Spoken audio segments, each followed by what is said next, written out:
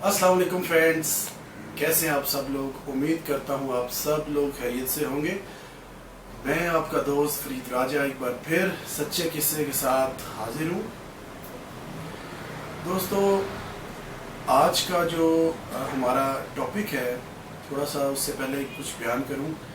कभी कभी इंसानों से अनजाने में कोई ऐसी गलतियाँ हो जाती हैं जिसका अजाला उन्हें बाद में भुगतना पड़ता है।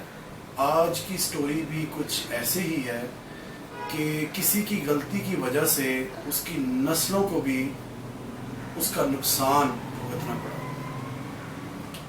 जो स्टोरी आज की मुझे रिसीव हुई है वो रावलपिंडी से जुल्करनैन साहब हैं, जिन्होंने जो स्टोरी भेजी है, सच्चा वाक़या भेजा है और जिनके साथ ये वाक़या रूनुमा हुआ वो हैं मोहम्मद रिजवान क़य्यूम साहब, जो कि उनके अजीज़ हैं। मैं आपको इसी तरीके से सुनाऊंगा जैसे उन्होंने वो लिखा है। रिजवान साहब एक लिखाई हैं और उन्होंने जो ये अपना वाक़या बताया है ये वो इस तरह से लिखते हैं कि 1990 की बात है, यानी आज से तकरीबन 30 साल पहले। ईद उल अजहा से एक दिन पहले का दिन था और वो मार्केट में कुछ सौदा सर्फ लेने के लिए निकले थे और मार्केट में काफ़ी ज़्यादा रश था और इस भीड़ में उन्होंने एक ऐसा शख्स देखा जो मकूफुल फिक्र था, यानी कि कुछ इस तरह से था कि उसका एक कान नहीं था, एक आँख नहीं थी, एक बाजू नहीं था और टांग भी नहीं थी, यानी आप उसे अधूरा इंसान कह सकते हैं। रिजवान साहब को ये तशवीश हुई कि मुझे ये जानना चाहिए कि आखिर इस बुज़ुर्ग इंसान के पीछे क्या ऐसी स्टोरी है, क्या माजरा है कि वो यहाँ तक पहुँचा, क्योंकि बज़ाहिरन ऐसा नहीं लग रहा था कि वो पैदाइशी इन तमाम अज़ा से महरूम। रिजवान उस बुजुर्ग शख्स के पास गए और रिजवान ने उनसे पूछा कि बाबा जी, अगर आप इजाज़त दें तो मैं आपसे कुछ पूछ सकता हूँ। बाबा जी ने पीछे मुड़ के देखा और कहा कि मैं आपको पहचानता नहीं हूँ, आप कौन हैं। रिजवान साहब ने कहा कि मैं एक लिखारी हूँ जो सच्चे वाक़यात लिखता हूँ और आपके इस अधूरेपन में मुझे ऐसा लगता है जैसे एक कहानी छुपी है। बाबा जी मुस्कुराए और बाबा जी ने कहा कि आप बहुत दूर अंदेश लगते हैं, यानी पोशीदा चीज़ों को भी आप तलाश करने वाले लगते हैं। बहरहाल बेटा, मेरे भी इस तमाम तर आप जो हुलिया देख रहे हैं, जो मेरी महरूमियाँ देख रहे हैं, इसके पीछे भी एक दास्तान है, लेकिन यहाँ भीड़ में आपको नहीं सुना सकता हूँ। उसके लिए उन्होंने अपना नंबर और एड्रेस रिजवान साहब को एक्सचेंज किया और अपना नाम साबर हुसैन बताया और ये भी बताया कि मैं एक हकीम हूँ और नस्ल दर नस्ल हिकमत हमारे ख़ानदान का पेशा है। रिजवान ने उनसे एड्रेस लिया, फ़ोन नंबर लिया और अपनी ज़िंदगी में मशगूल हो गए। और रिजवान उनसे ईद के तकरीबन एक हफ्ते के बाद वहाँ मिलने गए। जब वो वहाँ पहुँचे तो एक छोटा सा कमरा नुमा उनका एक आस्ताना था जहाँ पे वो बैठते थे और इलाज करते थे। उसमें काफ़ी ज़्यादा जो हिकमत से रिलेटेड जड़ी बूटियाँ, दवाइयाँ वगैरह पड़ी हुई थी। रिजवान वहाँ गए और उन्होंने सलाम ली और उसके बाद बाबा जी को अपना तारुफ करवाया। बाबा जी ने उनको पहचान लिया और कहा कि आओ बेटे बैठो। बाबा जी ने उनसे कहा कि माफ़ करना, जब तुम मुझे भीड़ में मिले थे तो मुझे ऐसा ही लगा था शायद तुम कोई चोर चक्के ना हो या कोई फ्रॉड करने वाले इंसान ना हो। तो बहरहाल दोनों के दरमियान काफ़ी गुफ्तगू हुई और बाबा जी ने उनको चाय भी पेश की और साथ साथ अपना वाक़या सुनाया।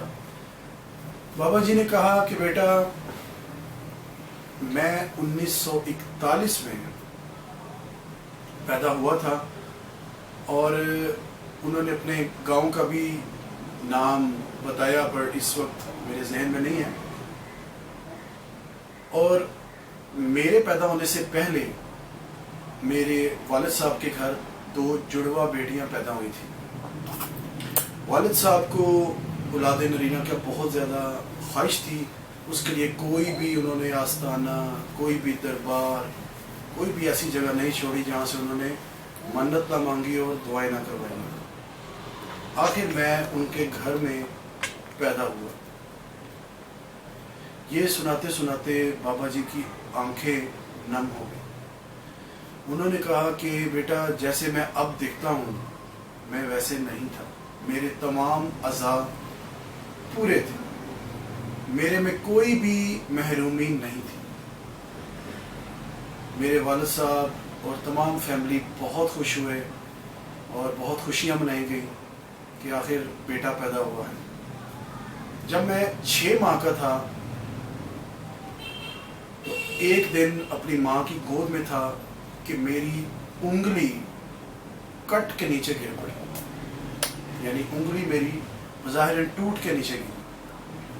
इस तरह से लगता था जैसे किसी ने तोड़ के फेंक दी। सब घर वाले इंतहाई परेशान हुए, हर तरफ शोर मच गया और मुसीबत टूट पड़ी उनके घर पे। मेरे वालिद साहब मुझे लेके हॉस्पिटल गए और वहाँ पे डॉक्टर्स को भी नहीं समझ आया कि ये क्या हुआ। बहरहाल उन्होंने अपना इलाज शुरू कर दिया और उसके बाद ज़ख्म इतना ख़राब हो चुका था कि कुछ ही दिनों में मेरी बाजू सूख के लटक गई। मेरे लिए बहुत तकलीफ दे अमल था और तमाम ख़ानदान के लिए कि इतनी सी उम्र में इतना बड़ा हादसा। बहरहाल डॉक्टर्स ने वालिद साहब को मशवरा दिया कि अगर इसको बचाना है तो हमें इसका जो बाजू है उसे इसके जिस्म से काटना पड़ेगा, वरना हमें शुबा है कि शायद मामला कैंसर की तरफ ना चला जाए। बहरहाल वालिद साहब ने इजाज़त दे दी और मेरा बाजू काट दिया गया।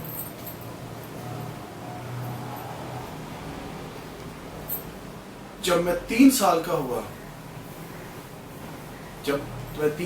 हुआ, एक दिन वालिद साहब घर आए और उन्होंने कहा कि अंडे उबालो, यानी मेरी वालदा होगा। और जब मेरी वालदा ने अंडे उबालने के लिए, उस ज़माने में तेल के चूल्हे हुआ करते थे, उन्होंने जैसे ही वो सिलाई को आग लगाई तो चूल्हा उल्ट गया और देखते देखते आनन फानन पूरे कमरे को आग लग गई। मुझे थोड़ा थोड़ा सा याद है कि अचानक से आग लगी थी। उसके बाद जब मेरी आंख खुली तो मैंने देखा कि हर तरफ चीखों पुकार थी। मेरे वालिद साहब बहुत ज़्यादा रो रहे थे और परेशान थे, जबकि मेरी वालिदा और मेरी बहन इस हादसे में अल्लाह को प्यारे हुए थे।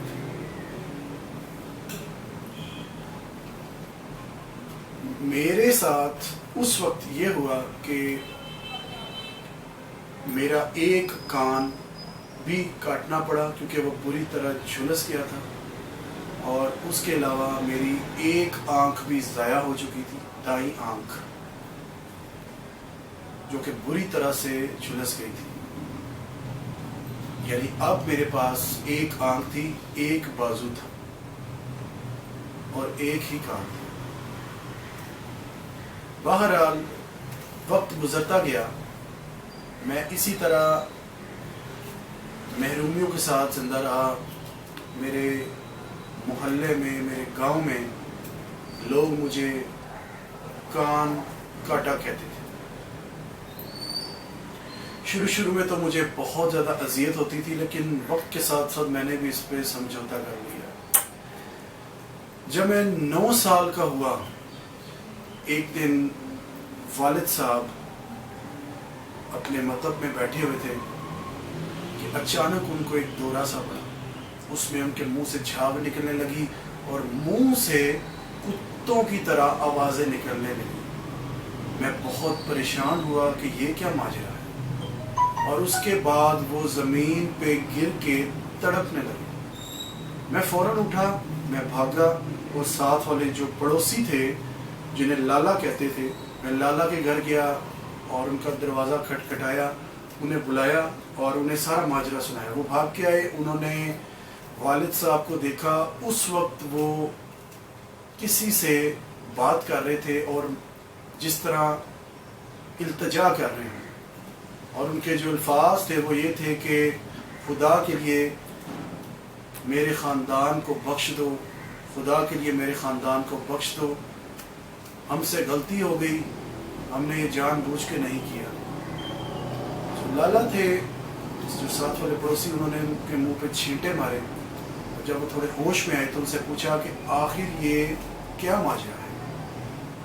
मेरे वालिद साहब ने बताया कि वो मखलूक हम में से किसी को नहीं छोड़ेगी, वो बदले की आग में जल रही है। ज़रा और उनसे इसकी तफसील पूछी गई तो उन्होंने बताया कि वो एक औरत है, एक चुड़ैल कह लें आप, या ना नज़र आने वाली मखलूक।